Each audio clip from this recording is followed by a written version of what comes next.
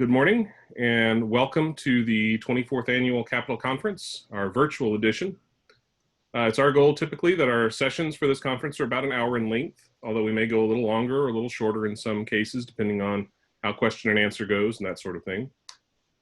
We're glad you're with us this morning. The title of this session is Introduction to the Computer Science Contest with Tips and Coaching Strategies, presented by Delta McFarland from Needville High School and Terry Morris from Little Cypress-Mauriceville High School. And I will turn it over to Delta and Terry. Okay, welcome everybody to this session here with this. Terry, do you want to start? You want me to start? Oh, I can start. Okay. So the first thing on this first slide that's important is to notice that Delta's name is above mine. That's for a reason. Just saying.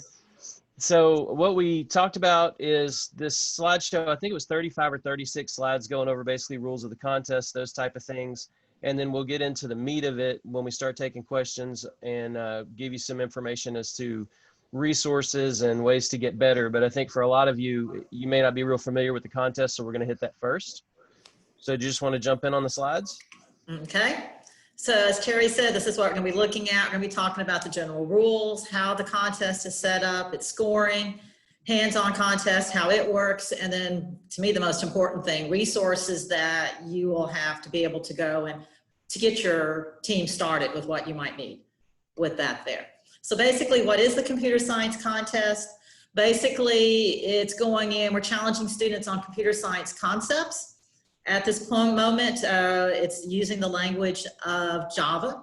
And what I have found out from my students is that I do teach computer science in my school, is that there's a lot of topics here that I don't even cover in my classroom. So they're going to be learning above and beyond what you would actually see in a computer science classroom. And they will definitely, by taking this contest, be prepared. If computer science is going to be their field, they're going to be more than prepared when they get to college for those computer science classes. Terry? Okay, so for some background, the contest was established in 1990-1991, modeled on the College Board's Advanced Placement Curriculum for Computer Science. There is some additional topics that are in there. They brought computers into UIL competition for the first time with the state meet, hands-on programming. It's modeled on the ACM programming contest, and programming was later added to regional and district contests. I think for my students that have gone and done this, it goes well beyond what they're going to learn in CS1 and CS2, and it's a really good way for your students who are pretty talented to stretch and kind of push them a little bit. So I think it's great for your upper level kids and even your low level kids. As we said before, it is using the same language as AP, which has been Java. It's been Java for quite a while now. In the past, it was Pascal, it was C++. In fact, I did a Zoom meeting last week dealing with AP, and we asked that question, is AP getting ready to change? There's no plans at the moment for AP to plan on changing their language. And so I think Java is going to be around still for quite a while with that one. As with other UIL academic contests, the participants must meet eligibility requirements, and you may enter up to 4 contestants in the district competition. Usually on this slide, I talk about a lot of things and realize that there's other slides coming up that say it anyway. So I'm going to punt on this one. Okay. Yeah, there are 2 components to the contest. You have the individual part, and this is a lot like when you're dealing with like the math, the social studies. All of these you're allowed the 4 contestants, and you can compete both as an individual and as a team in those. So you have the 4 students who come with that. The written part is a 45-minute, 40-question exam. And with that, we use those scores for the individual part of the competition, top 3, and then you take your top 3 scores to form half of your team score. And then the programming part is going to be 2 hours. It's 12 problems, and 3 of your members will go and compete in that there. We're going to talk a little bit further on, a little bit more in depth about the programming part of it. This is just a little overview of it. Okay, the individual component. At all levels of competition, individual places are determined solely by their written exam scores. All contestants compete for individual honors at all levels of competition, and individuals placing first, second, and third advance to the next level of competition. And then with the team component, it's very important that all team members, yes, you have 4 people that are going to be on your team. All 4 will take the written test, and then you get to decide which of those 4, which 3 get to compete in the programming. That is your choice. And then if you advance from district to regional, you can say, well, maybe you're not in the programming part. I want my other one maybe has improved a lot. So you can actually, of those 4, make some changes on who's going to be in your programming. But they all must take the written exam. So it's very important. The written exam must be taken by everybody. And then 3 of those 4 will participate in the programming of it. So again, you take your top 3 written scores, and then you take your programming, add those up, and that is going to be your overall team score. And then first place advances just like with any other team competition. And then we have our wild card also that can advance. Team entries and scoring. A school may enter up to 4 contestants. Just kind of talked about that. A school must enter at least 3 to participate in a team competition. The top 3 written exam scores from a school are counted towards the team score, plus the score from programming. And all 4 members of first place teams advance to the next level. So for this slide, and it's going to talk about this a little later, but basically your overall scoring, you have a maximum of 1,440 points. 720 comes from your written, 720 comes from programming. And if you have 3 people and you have a freshman, maybe you get 3 really good competitors, and you have a freshman that's involved but doesn't think they're good enough, put them on your team, because no matter what they score, if you win, all 4 of them advance if you win as team. And I think that's important to know. And then they're getting that experience of advancing to that next level, which Right. will out with that.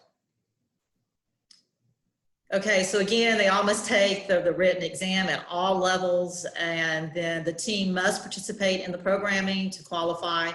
The only exception is if they only have one team, if there's only one team that's going to do the programming at district, you do not have to do that.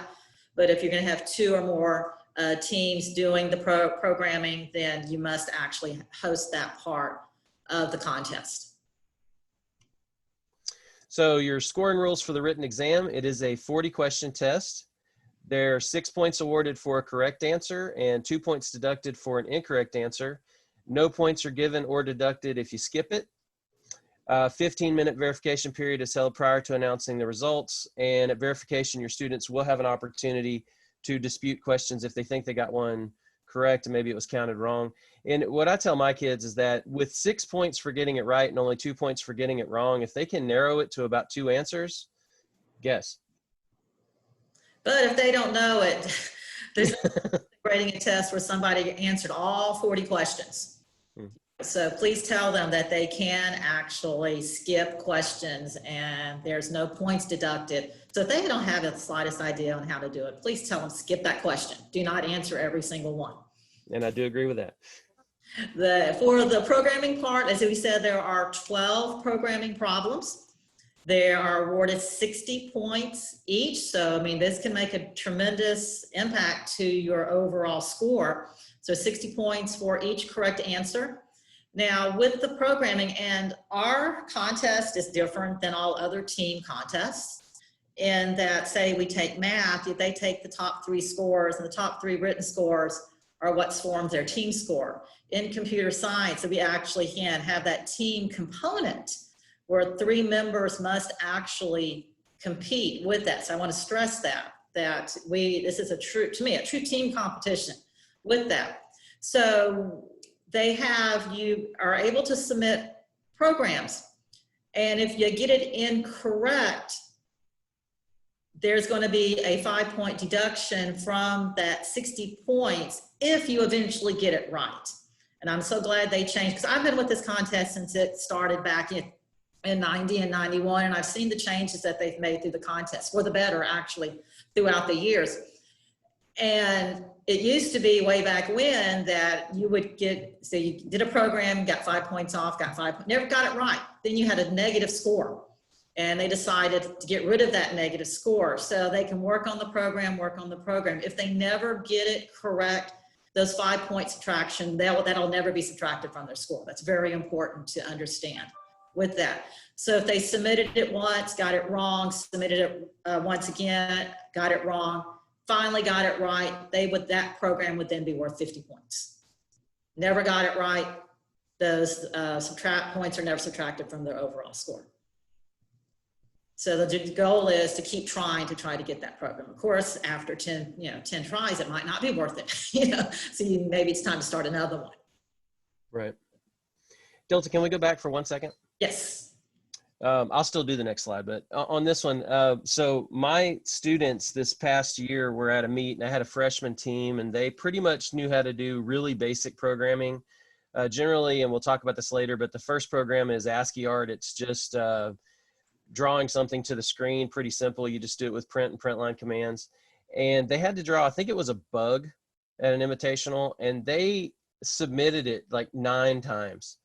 And it was a small invitational. So after about 5 submissions, every time they submitted it, the person running the contest said, team number 1, kickback, problem number 1, 5 times, 6 times.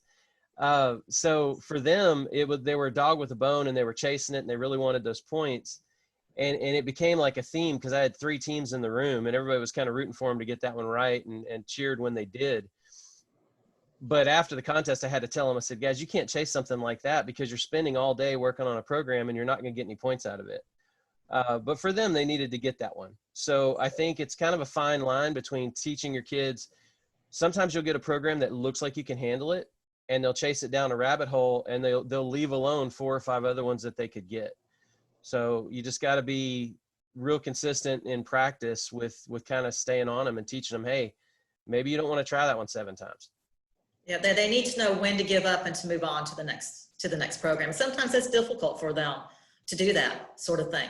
And the other thing is when it's given back to them, the judges don't say, oh, you have a problem in line so-and-so. It's kind of a vague saying format wrong output, runtime exception error. So the judges don't give a very detailed explanation of what's wrong with the program either. Right. I agree. For them, it was interesting because, any contest that team goes to or any member of that team now, it's like, man, I hope there's not a bug on this test. Okay, ties. In individual competition, ties are broken by determining the highest percentage of correct answers. So basically, you're going to take the number of questions attempted and just do some division to get a percentage, and that's going to be what they're going to use as a tiebreaker. If the tie is unbreakable, then it's just unbreakable, and they would both get whatever place that was. And that actually has happened at state before, I believe. Yeah, we've had 4 or 5-way ties for first place. Yeah. At state, especially in 6A. Oh, you want to do this one too? Sure. In team competition, ties are broken by the team that has a higher score on the programming portion. If a tie still exists, the total team score on the written exam is considered. If a tie still exists, it will not be broken. So you could even have a team tie for first. And this slide seems pretty unimportant until you are almost in that situation. And then all of a sudden, everybody's trying to look the rules up. I have been in that situation at regionals where we had a perfect tie again, we had to look it up. Needless to say, I lost the tiebreaker because it was based upon programming. And at that point, this was early in my career of being a coach. And that's when, we always focused a lot on the written test, but I told my students at that point, we also need to start focusing on the programming. And that's what really convinced me to start going to programming competitions throughout the year, because I know that we needed to work on that part. Yeah, that was a heartbreaker. And then I think and we didn't make it to state that year as a team. I think the biggest misconception I've seen on this one is you'll always have somebody say that they think it's the fourth member's written score, which is never used. Was it ever used? No. Okay, because that's what people try and fall back to, but that fourth score doesn't matter. So again, if you have a young kid and you've got a team of 3 that's pretty good and you want to drag your freshmen along and maybe run them all the way to states, well worth doing for the experience. Wildcards, just like with all the other contests, there's a wild card also for computer science, and that when it comes to wildcard for advanced to regional, they'll look at all the highest second place team scores in your region. And what they'll do is the one who has the highest second place score will advance to region. And then we do the same thing for state. They look at the 4 regions. We look at the one who has the highest second place score out of each of the 4 regions, and that one also gets to advance to state. So at state, you will have 5 teams competing there with it. Notice the very last slide. I know I am one of those coaches that when district is over with, I'm going online going, okay, I'm looking at all the other districts who are in my region. I'm going, where's your scores? Where's their scores? Please remind your districts that. Make sure they turn in their scores on time so that they'll be eligible for wildcard. For the written contest here, make sure your students bring pencils. You should be providing your own pencils. I usually tell my students 2 pencils minimum, just in case lead breaks on one, you have that backup there. Scratch paper should be provided for the written contest. If it does not, please tell the person who's hosting your contest, I need some scratch paper. And no calculators. Calculators are not allowed on the written or on the programming part of it. In regards to that, as far as pens, if you were to use pens, you could scratch out your answer and rewrite it. But any of you have ever maybe you're more familiar with the general math test, it's similar. You're just writing A, B, C, D, or E in a capital letter on an answer document that's numbered from 1 to 40. In the last 2 questions, you actually write the answers in. So pencil's better. It's just easier because you can erase. So written contest format, you have 45 minutes for 40 questions. Questions 1 through 38 are multiple choice, usually A through E. Last 2 questions are free response. Answers are recorded on the answer sheet. The topic list provided areas are covered. Really important point, the first 15 questions are scripted. So number 1 will always look like number 1, and number 2 will cover a specific topic, and the same with 3 and 4 and 5. So your old exams, at least the ones for probably the last 3 years were following that scripted format, and the ones longer than that. Was it? Okay. Because I know prior, and especially invitational tests, not the UIL test, but the invitational tests might not follow that exact format. They try to. But if you get your kids really working in and zooming in on those first 15 questions, once they lock those in, that's 90 points right there. So that's a big deal. And that information is found on the UIL website, and I have a slide later on that kind of details where you can actually find where those first 15 questions are at.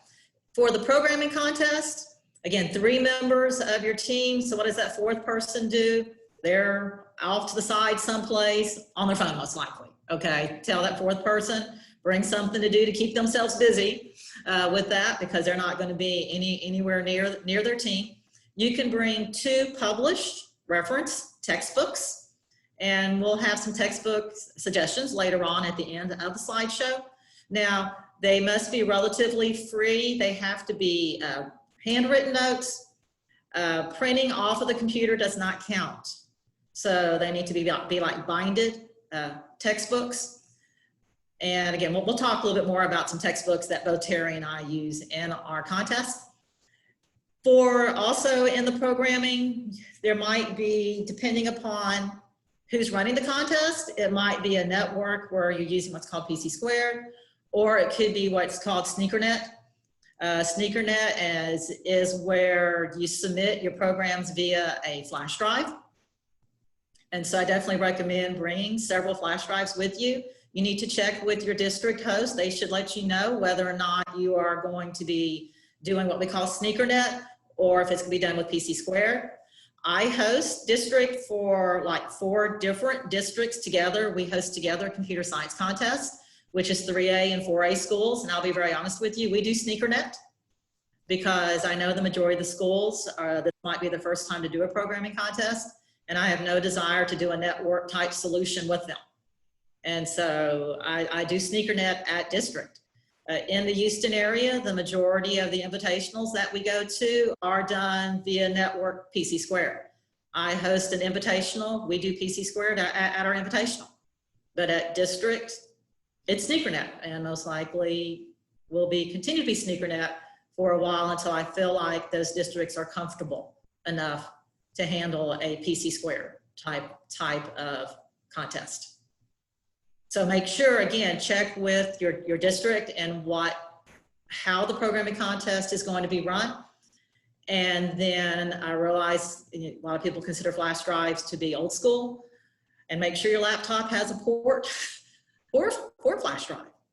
Also, that's kind of a concern now with some of the computers, Chromebooks possibly might not work. So you got to think of that type of situation when it comes to buying what type of hardware you want for the contest. You know, on the SneakerNet contest, it's going to be interesting this year to see if the USBs survive all the Germix. Okay, so programming computers, each team shall be prepared to bring one computer to use for competition. Some sites may provide computers. That's pretty rare. Yeah. Most district sites, regional sites, and states require teams to bring their own. Mac users may need to bring an additional computer for the judging station. Printers are allowed but not required. On this, I usually bring 2 computers, one as a backup because you never know when one's going to fail. You can only have one booted at a time, but it does help to have a second computer, even if it's not that good, just in case, because you don't want to just get there and all of a sudden nothing works. If you're using Apple or Unix, you probably want to let the contest director know, especially if they're doing any kind of online, just to make sure that you can get, hooked up. I personally think that using a printer is a really, really good idea, because you may have a program that somebody's chasing and another person already has one laid out, they're ready to go, but they can't get on the computer because the first person just won't let it go. In that case, he could print his program and debug it offline while the other person's typing his in. So I would highly recommend using a printer. I completely agree. When I go to invitationals, and I usually bring more than one team, each team has their own printer. And again, and sometimes just realize I've seen students physically move another student off of the computer. That's okay. Yeah. Just kind of shove them off to the side and say, hey, time to get off. Here, print it and look at it over here. Let's see, continuing on, only, again, one computer. We do bring a keyboard. We do bring a mouse with it. My students feel like they can type faster by having a full-size keyboard and by using a mouse instead of using the one but you can only have one. No dual monitor, dual keyboard systems. Sometimes we have brought a monitor, sometimes we have not, but if we do bring a monitor, it's set up so that then the laptop is closed. And so just depends upon my team when it comes to whether they want an actual monitor. It's not a huge one, it's a normal, typical size monitor. And again, yes, bring a backup. For district competition, let me knock on some wood. On a computer science contest, I've never had a computer fail, but I have had a computer fail for the contest because I'm also a computer applications coach, and I have gone to district and I'm running back to the truck. Let's go grab our other computer because I've had one for computer applications for some reason. Quit working on me. What software should be on your computer? Of course, your operating system, that doesn't matter. So whatever operating system that you use with it. You can have Office, just your normal standard stuff on there. Of course, you want a Java compiler and IDE, and we'll talk a little bit more about that later on. And you can put in the libraries, all the Java libraries can be on there also with that. What cannot be on your computer is basically any previous written Java programs. So if you go to previous contests, very important to tell you, because what I have my students do is on their desktop, they will create a folder and it'll be the name of that contest. So if we go to 7 Lakes, it'll be called 7 Lakes. If it's district, they'll call it district or whatever. So all these, because we go to a lot of contests. We start in October going to contests for computer science. But when it comes time for district, we're wiping out. They're moving everything off of that computer, any previous programming contest, any previous written code. Everything for that needs to be taken off of the computer. And at state, they actually check it. They will literally make you leave the room and they will go in and check your computers. Programs written for class. If this is a student's personal computer, very important. If it's their personal computer, they need to, again, remove any programs that they have written on there. Before I do the programming judging slide on the last one, One thing with the computers, like at state and your higher level contests, they are going to search. So it really slows things down if you get kids that have to delete stuff right before the contest. But what I want to say here is that what's important, if you have your kids working with specific books, instead of trying to look up programs, or like if they don't remember how to do something, if they've been using the same book to help them with programming all year at contest, they'll know where to go. So I think that that's the important part about the books, is they don't need to look it up in their previous programs. They just need to look it up in the book, and they can do that. Because 2 books are allowed, and I definitely recommend whatever your classroom textbook is, have that as one of your sources for the content. Right. Absolutely. Okay, judging. Computer setup for judging will vary from site to site. Most sites will have a judging station in a room separate. Other arrangements possible. Most regional sites in the state contest use network contest. Check with your host site ahead of time to find out what procedures will be used. For instance, if they're networking, you probably really need your Wi-Fi adapter to work. And I've had issues where, you know, they go down, they always will default, or usually will default to stick if they absolutely have to. So you definitely want to have some USBs available in case you have some issues. And the other thing with your computer, make sure it's not locked down by your school. That's the other issue I've seen if it is going to be a networked type of contest where they're submitting via network, is that the computers has been locked down by the school, and you have no administrative rights whatsoever. So it's very important to tell your school, I need a computer that's not locked down. My students need administrative rights because they are going to need to install software on the computer and so on. And that's usually the biggest issue that we run into, again, at our invitational, or laptops that are locked down. So continued judging, I guess. Contestants submit Java source code. Judges recompile and run their test cases. No major problems with using Java thus far. Basically, in the contest, when you have your programming prompt for a given program, it describes a situation and it gives you some sample data. You'll write your program, and you can see if it works with that sample data. But you have to realize that at the judging station, they have a lot of additional cases for that program. So even though the basic sample data works on your computer, there may be an exception that the judge's data is catching. So you could get a kickback on something even if it kind of works on the data you're given. So just be aware that they're actually judging it on a larger set of data than what's given to you on that prompt. And continuing with the programming, you can practice, like the written part is very easy to get good at. Just by giving practice tests. It's the programming, and this is where you really need to attend some sort of invitational in your area.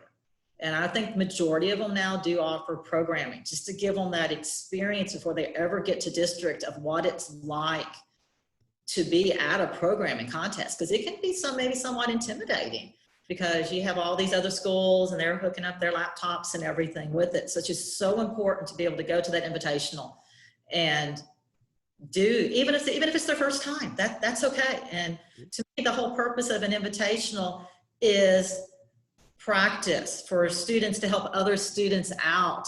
It's all about the students to me when it comes to UIL and getting them good at their particular, in whatever subject area they want to be at.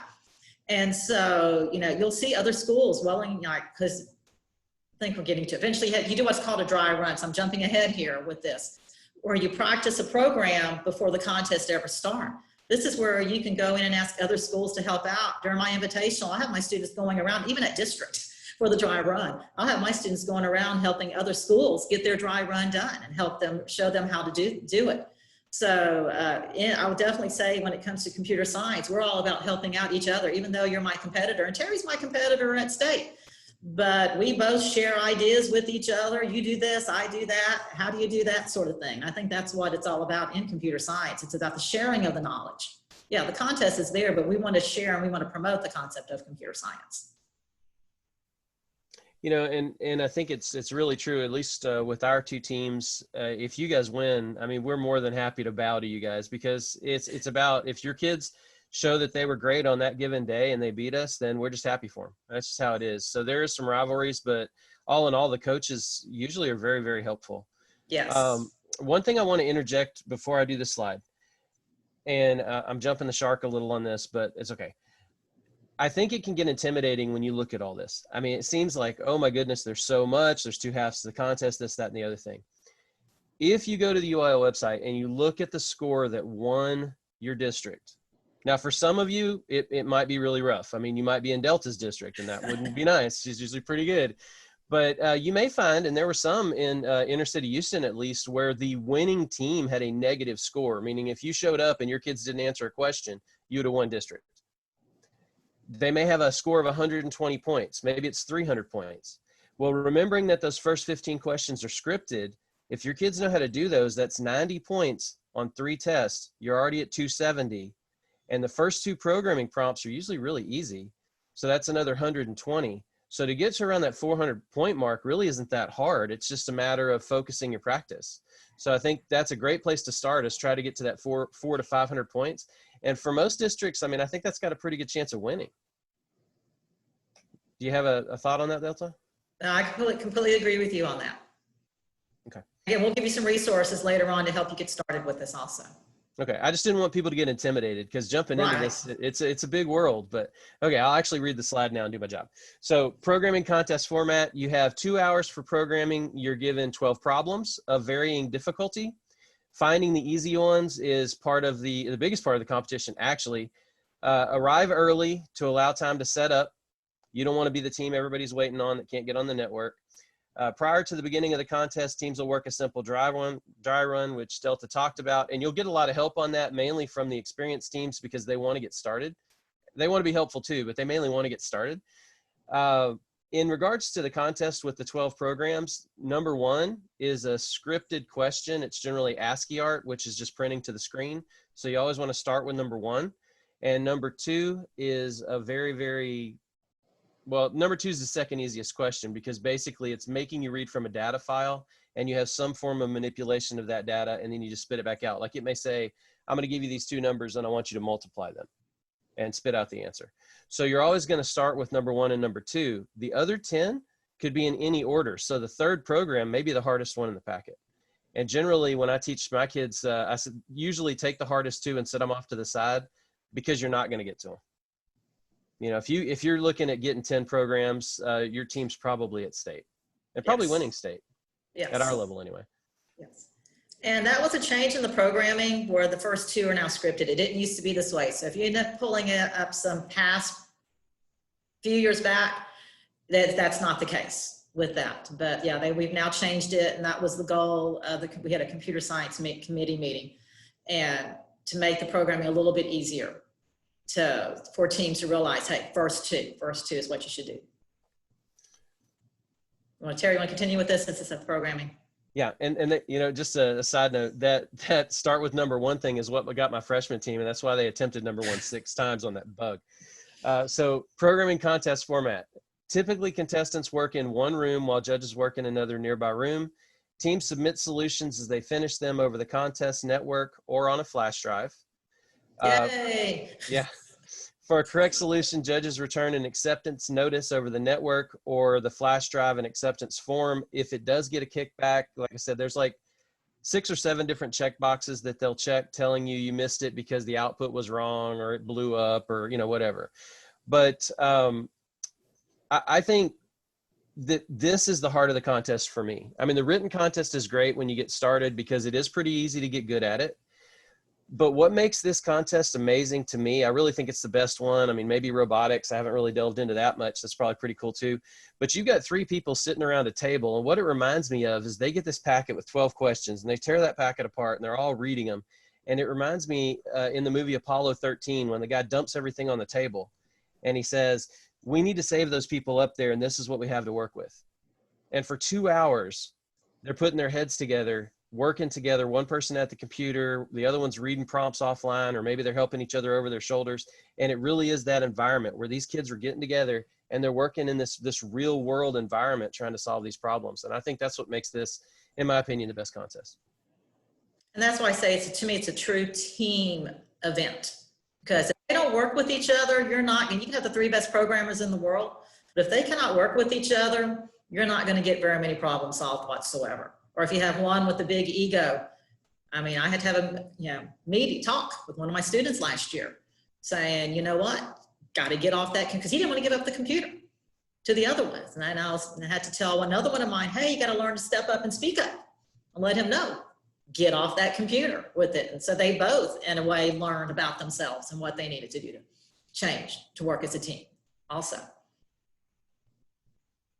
Okay, so when they submit an incorrect solution, as we said before, oh, here's some of the general comments right there. It's going to be some general, is it a syntax error, which means was something is a word misspelled? Runtime error. Did it fail the test case? Maybe because they're giving different, judges have different sets of test data, and maybe they didn't allow, the students didn't allow for that possible case. Did it exceed the time limit, which means that it's trying to build, it's trying to compile, and it just, that never happens. There's a limit. They're not going to wait 5 minutes. I think it's a 2-minute limit for that there. No information on why the solution is correct. So it's just general vague things. Again, they can rework it and resubmit it. Now, at the end of or during the contest, they can do what's called a clarification request if they possibly believe the problem itself is unclear. Maybe they don't understand what it's exactly asking for. And so they can ask a judge for a clarification on it there. Sometimes the judges might feel like, oh, it's perfectly clear. They might just say, reread the problem. But there's also been times where problems have been caught with the actual, that particular program, and that there was something wrong maybe in the problem itself. And if a student had not asked for clarification, we would not have been aware of that. So it's very important that if they do have a question, to submit that clarification form with it. And then it's up to the school, who's ever hosting it, whether they're posting standings.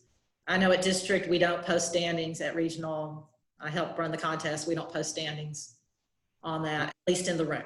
And at state, you refuse to look at them. But it's outside the room. The students don't know, and I don't want to know either. I don't want to know what the standings are at state. No, stay away from me. You know, on the clarification request, I had at regionals one time, and this goes to be careful what you ask for, because I had two programmers kind of in that they were both alphas, and they were kind of arguing back and forth about whether or not this program had to be done with big integer, because it was a really big number. And so one of them said, no, it's big int, and he starts doing the program, and the other one sends in a clarification request asking if it needed to be done with big integer. Now, they shouldn't have answered that question, but the director at the regional meet took that paper, walked in the middle of the room, and he said, I just had a good question. I don't want to answer to one team. I'm going to answer it for everything. On number 8, you need big integer. And the programmer that actually knew what he was doing looked at the other guy and said, why in the world did you send that in there? Because now you just let everybody in the room know how to do this problem. So sometimes be careful what you ask for. Programming contest strategy, break up the problem pack, find the easy ones. One person working on an easy problem on the computer, 2 others working other problems on paper. Problems may be worked in any order, and know when to give up. Don't chase it. Usually I tell mine, if you submit it more than 3 times, you better be working on that thing at the end of the table, banished to the end of the table, because you can't get your program with your little printed piece of paper figuring it out if you're still chasing it, because don't tie up all your computer time.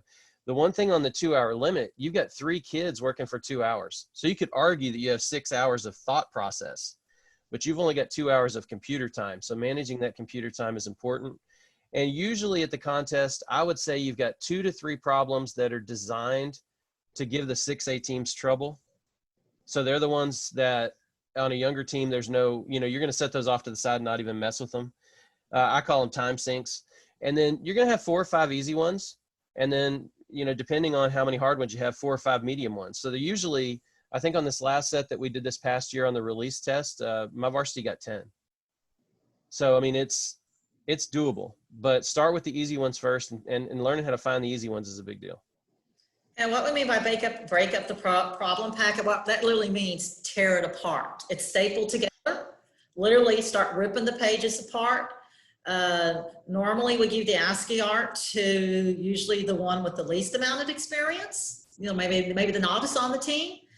And he already automatically just starts typing that one in while the other 2 start looking at it and figuring out which ones they can do. Then literally they're off to the side. That's why you need to bring paper and pencils to the contest, because they're literally off to the side, starting and jotting down, writing down ideas, jotting down some code on paper, so that when that one's finished, they already have one written, planned out for them, so they can start working on it. And I would say the same thing. If you're starting off, usually my weakest programmer is the one that's doing problem number 1 and number 2. And then your higher level kids are off to the side. Because again, determining, sometimes a program will look easy and it's not. So having a couple of kids looking through the packet, just have them spend 5 minutes off to the side, looking through the packet, maybe 10 minutes, figuring out which ones they're going to try next. Because if you try a hard one and you get it kicked back 3 or 4 times, you might have just wasted 20 or 30 minutes of your computer time. And then the other thing is, even though they put them off to the side, I've seen it happen too many times. They'll come back and they'll go back and work the packet the next day at school, and they'll go, oh, wow, this one was really easy. Why did I put it off to the side? So sometimes it doesn't hurt, especially if they're at a point where maybe they're kind of stuck. They don't really go back and kind of look at the problems. Maybe fresh perspective might come up on some of the ones they might have put off to the side also. And sometimes you'll have a student that looks at it and says, oh, this is hard. It may not be. The other guy may know how to do it. So he'll go through the pile at the end, exactly like you're saying. And he goes, why did you put this on the side? So I think it's important to have your 2 top kids look at the rest of those 10, because they're going to have different skill sets. Yes, exactly. Returning papers. If there are no unresolved questions, then at the district level, entries may be returned no sooner than the end of the last contest day of the district week. If there are no unresolved questions, then at the regional level, entries may be returned to contestants at the end of the day on Saturday of region weekend. So if you do your contest on Tuesday, you may not actually get your test back until Saturday. Exactly. Yeah. Okay, frequently asked questions. Can team contestants receive individual awards if they did not place in the individual competition at the previous level? Yes. So you have all 4 compete at district, your team advanced, all 4 will compete at regional. Let's say your 4th team member did not medal, but he studied really hard. Yes, he can place at regional, and I've had that happen. Sometimes it's that placeholder 4th kid that you've only got 3 good ones, but you got a kid that's just coattailing, but maybe that kid's your best contestant the next year. Frequently asked questions. Do contestants who advance only as individuals participate in programming? No, contestants who advance as individuals only take the written test at the next level, unless of course you actually placed in programming and they also won in individual, then of course they program. And remember the top 3. Right. Top 3 individuals. So regardless of how the team places, the top 3 individual will always advance to the next level. And I've had it where my team did not win at regional, but I still took somebody who made the top 3. That must have been a long time ago. That was a long time ago. Frequently asked questions, did they get the solution? If a team gets a solution correct on the 2nd or 3rd try or later, do they still receive the 5-point deduction? Yes, it's 5 points for every time they submitted it. So again, if they submitted it twice, first 2 times they got it wrong, 3rd time they get it right, it would be worth 50 points, 5 points per submission. Okay, what if one of our team members is sick or otherwise unable to compete at regionals or state? May we substitute? Yes, advancing teams may insert a substitute for one and only one team member who is unable to compete at the next level of competition. If more than one member is unable to compete, the alternate team will advance, and those substitutes can win awards. I usually keep mine open. In other words, if I've got 5 good kids and we win district, I tell them they're still competing for those regional spots. Once you win at regionals, there's paperwork that you have to do if you want to make a substitute, more paperwork you have to do if you want to make a substitution, because just going to state gives them the ability for the TILF scholarships, and you can't just take that away from them. There has to be a reason if you're going to substitute from regional championship to state. And when you submit the names for district competitions, 4 members, and then I would, if you have another one, have an alternate with you. So really, you should be submitting 5 names. Always have an alternate in case you have 4 people and one of those gets sick. You have that alternate who can very easily step in with them to take it. So I'm a UIL academic coordinator also, and I always tell my coaches that I want math, science, science is 6. I want, like in math, I want 4. You have to have 4. We always fill the team. We always have 4. But I also want you to have an alternate / substitute.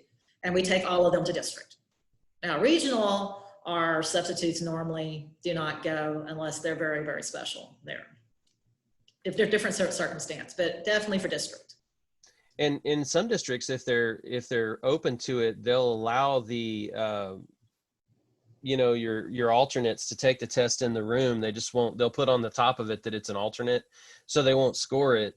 But they'll allow them to take it in the room. And for your younger kids, if you're starting a team and you've got some freshmen that may get anxiety, if it gives them an opportunity to get their foot in the water without it having an impact on your team score. So they may let your alternates take the test in the room, which I think is pretty neat. So now we're to the resources here. So the first page you should go to is the UIL website, and specifically go to the computer science. Every contest has its own page on the UIL academic website. And so on the computer science page, again, there's also now a computer science handbook. Each event also has a handbook that you can download from UIL that gives you all the rules and everything. With that, I recommend that for each of my coaches has that also. But the contest rules, we've kind of basically talked about those. The contest topic list on that gives you exactly what type of topics are going to be covered with that. Then they have off to the side, there are actually some lessons on specific Java topics like lambdas, Boolean identities, digital symbols, Polish notation, because that was added in a few years back. It gives you some ideas about Java compilers and IDEs, gives you information about second-party materials, references, online programming problems. So the UIL website, the computer science page, has a lot of information that you should definitely go and look at. Now, on the topic list, I think there was a question that popped up a minute ago in regards to the topic list. That tells you your 15 scripted questions, and on the back, it'll tell you all the other things that are addressed on the test that year. Now, after you get past the first 15, they're not in any particular order, but it will give you an idea of what you need to be focusing in on. And if you do enough contests, it's a big pool of things, and you'll see some things coming at you from different angles, but once you've coached it for a couple of years, I mean, it's not really that crazy. Is my PowerPoint still on there? Or? We're on your actual screen. It's not brought up full screen like it was before. Okay. So it's not showing the topic list. No. No. Okay. No, there's a button to push. You're only supposed to have technical difficulties in the ones for prose and poetry, right? There we go. Now try it. Now is it showing the topic list? That's it. Okay. So this is a reference page that we were talking about here, and this is directly off of the website. And so notice this is 1920, so they have not updated it for the next school year, but there's no new topics that I know of that's going to be introduced for this coming year. And they kind of list everything that's available or what's going to be covered on it. Granted, some of these topics are pretty broad. Then here is what we talk about the first 15 questions. Again, this was the second page of that document that's on the computer science page. And so you can see the first one is always going to be number conversion, base conversion. And then from there on, so as Terry was saying earlier, if you can focus on the first 15 questions and learn to do these very well in a lot of districts, this would be enough to advance to the next level. And then it talks about the last two questions there. But again, that is on. So did it go back to my PowerPoint? Mm-hmm. You just need to maximize it. Yeah, I know. I'm just double checking. Okay. So again, that's that page right there. So books, we both have our favorites. I think if you go to a contest, you're going to see Blue Pelican on a lot of tables. The advantage of Blue Pelican is in each section, when they're talking about a topic, it's only about 3 pages long, so it's pretty concise on each topic.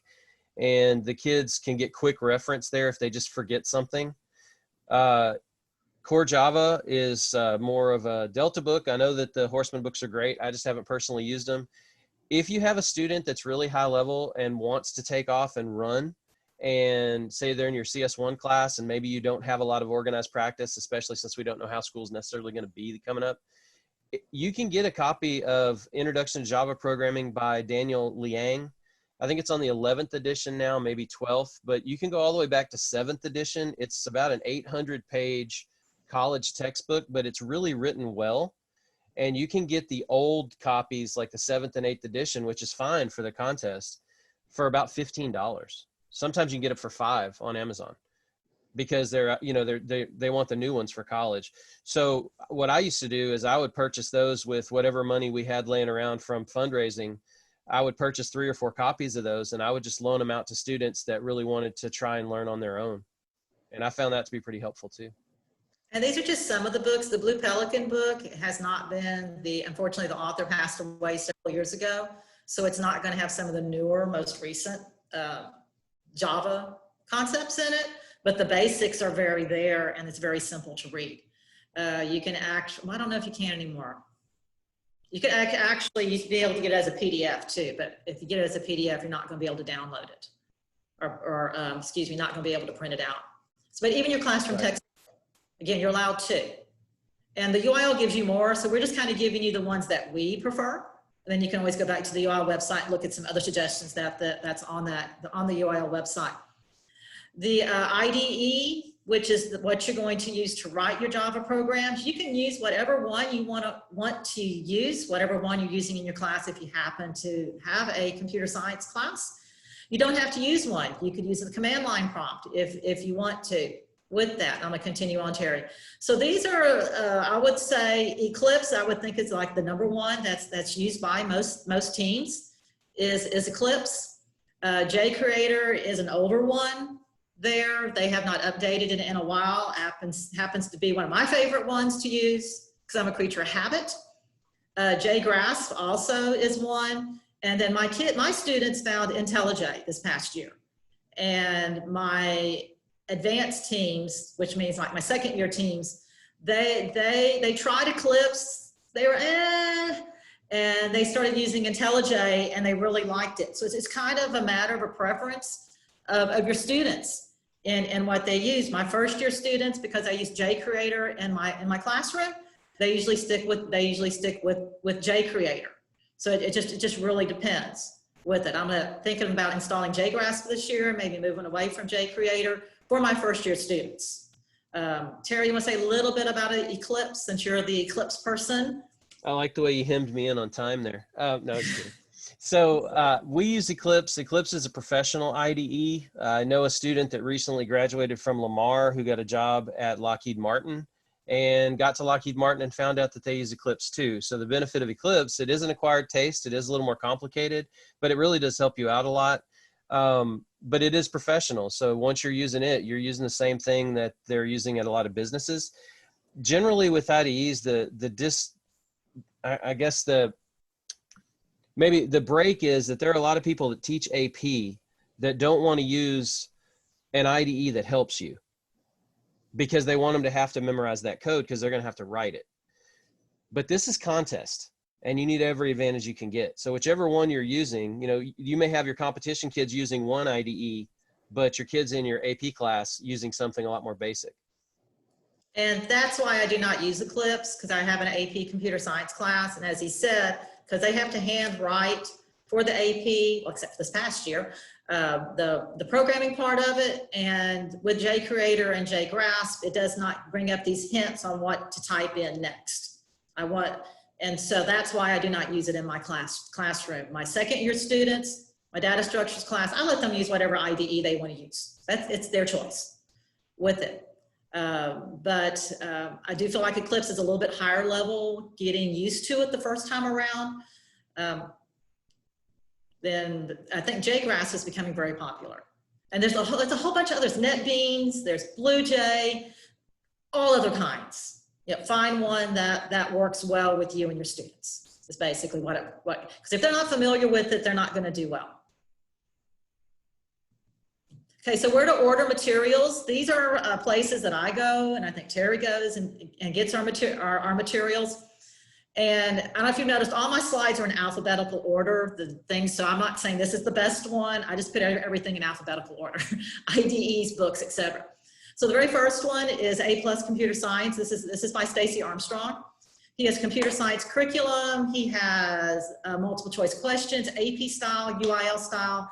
He has an online programming practice site. He has a 12-pack of practice tests every year for UIL. He does a programming packet, but all of this you have to pay for.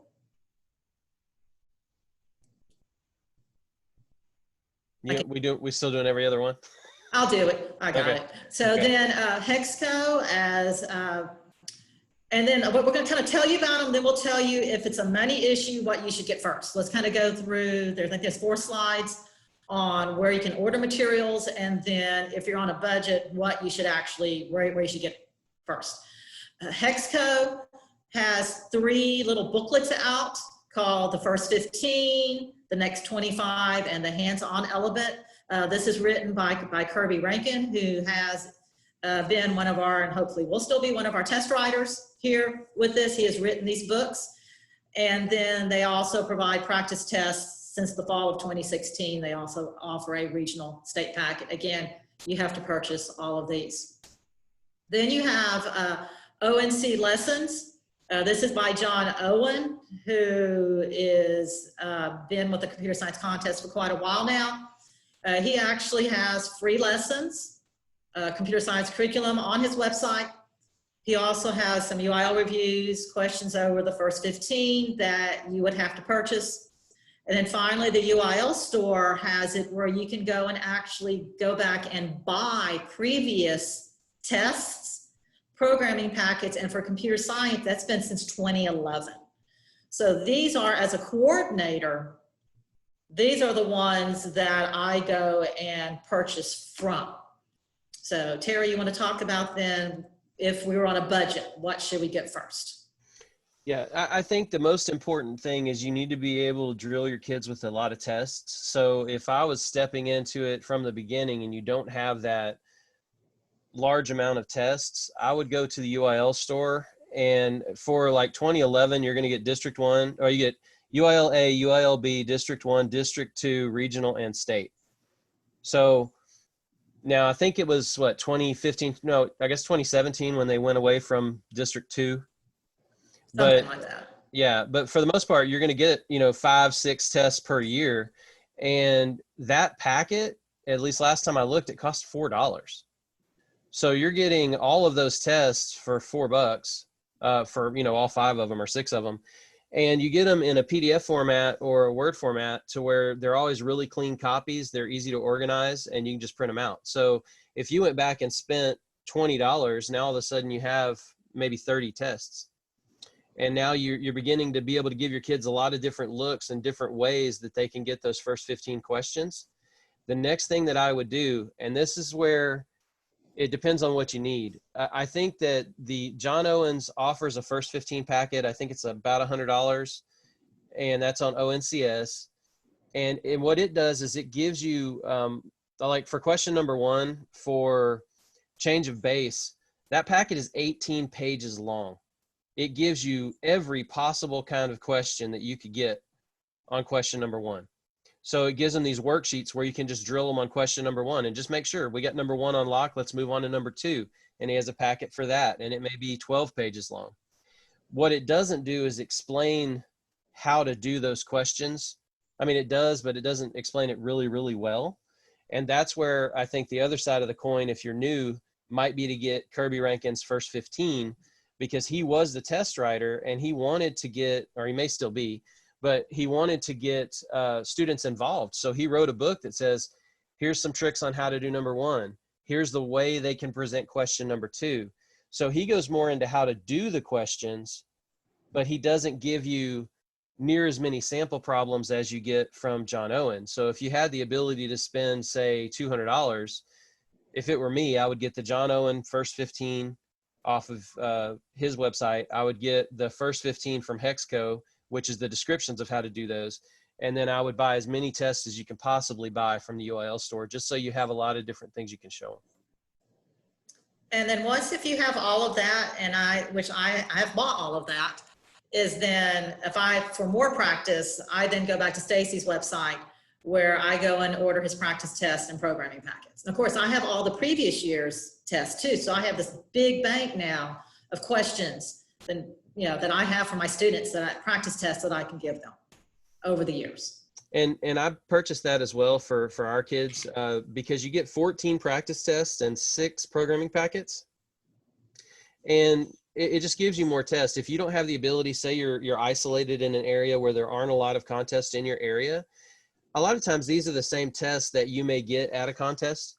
So, maybe the contest that's happening in Dallas that weekend, somebody paid for that test. It may be test number 1 or test number 2 in this 14 test packet, but it gives you a lot of tests, and you need to show your kids all those different angles so that when they hit those first 15, they're blowing through and they're locking down those 90 points. Then you have some practice websites that you can go to. Coding Bat is actually, you can go and type in on. Code Wars has just lots of programming problems. Project Euler is for more of my upper level students website, just go and practice on. One of these days, Delta, you're going to get Euler right. It's going to happen. Euler, it's Euler to me. I see it, so.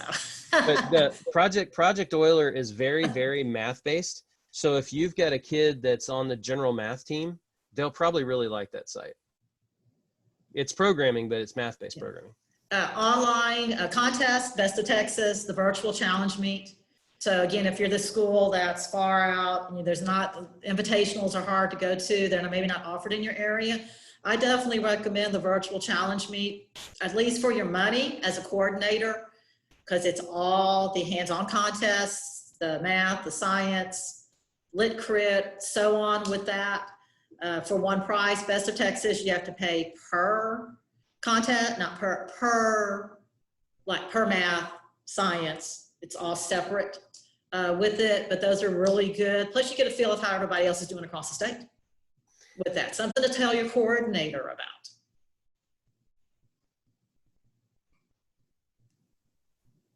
So do you want me to do this one? Practice contest. These are ones, I have some of my students between Terry and I, and when we've hosted the 2-day thing at the Capitol Conference, these are suggestions from other coaches that say they sometimes send their students to for online programming contests. So just other sites to possibly go look at if they're actually looking at a contest sort of thing for online programming. So those are just other ones, again, that we've just accumulated over the years.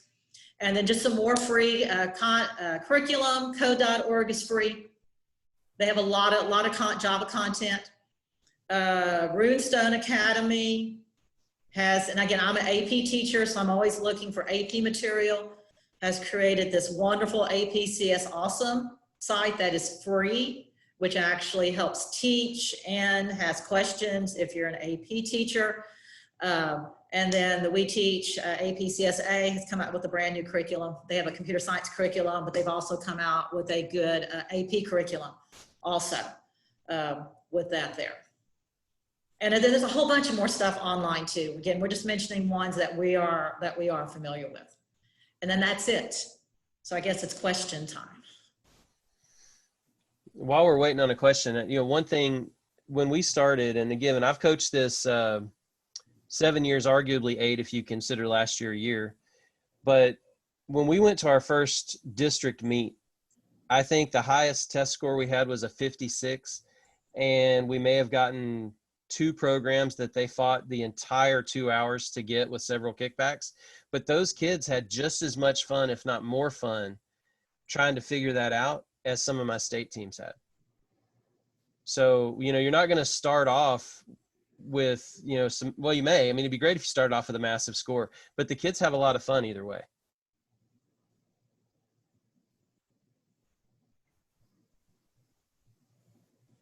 All right. Thank you, Delta and Terry. Do we have any other questions? I think the ones that have been entered in the chat box so far have been covered.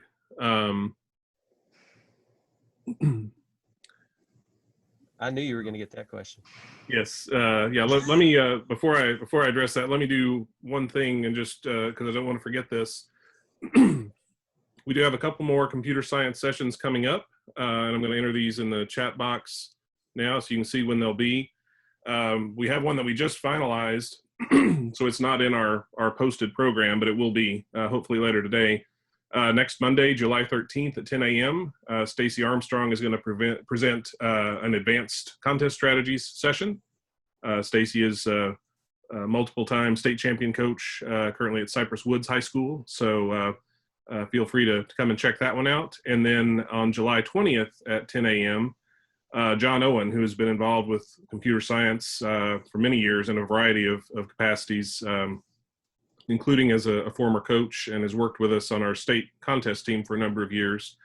Also currently works with the We Teach CS program, and he's going to do a session on how you can get your computer science certification through We Teach CS. So that's coming up on July 20th at 10. So we have questions about what the coming school year is going to look like. And as you know, things seem to change on a daily basis. At this point, we are moving forward with the calendar that we have, and our goal and plan is to have a full season for all of our activities. Now, of course, as with our school calendars, you know, that's going to be subject to change depending on what, you know, conditions look like. Of course, with our academic contests, district, region, state, that doesn't happen until the spring. So we have a little more lead time to work with there. So at this point, we haven't made any, you know, changes to, you know, plans for how those contests would take place. And, you know, we'll continue to monitor developments as we go. But our staff is in regular, our administration is in regular conversation with the Commissioner of Education's office, the governor's office. And so as guidance gets finalized for schools and how schools will reopen, we'll be able to release guidance as well on conducting UIL activities based on that. So we're kind of in a holding pattern now, waiting on some of that information to be released from TEA. But we are planning to go forward with UIL competition this year. That is certainly our plan and our goal. And then we will adjust as we need to as conditions develop, and based on guidance we receive from, you know, from state and local health authorities. So that's kind of where we are. We wish we had definitive answers, but we're, you know, like we're all kind of waiting to see, I think, what happens over the next couple of weeks, and where we are as we start the school year and what our schools are doing. So that's kind of where we are with that. Are there any other questions? I want to answer one of the questions from Sandra. She says, this will be my first year that we'll have a CS team at my school. Can we compete if we have less than 3 people? Someone answered and said, yes, it'll be individual. Well, what I would recommend that she does is find a third person. Just make it that warm body that sits in that spot. So let's say you have 2 students who are really, really good. Get that third person in there. Tell them, sign your name on it, and just have them sit there. That's your third person, and now you can actually then do the programming part, and you qualify as a team. Because you might have 2 really, really good students, and one of them might even be able to program. So I definitely would recommend finding a warm body for that third spot.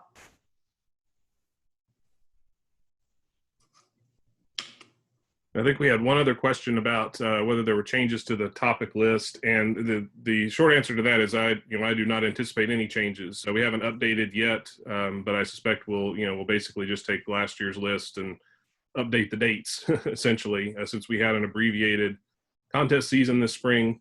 I don't anticipate any changes to the topic list from what we had for 1920.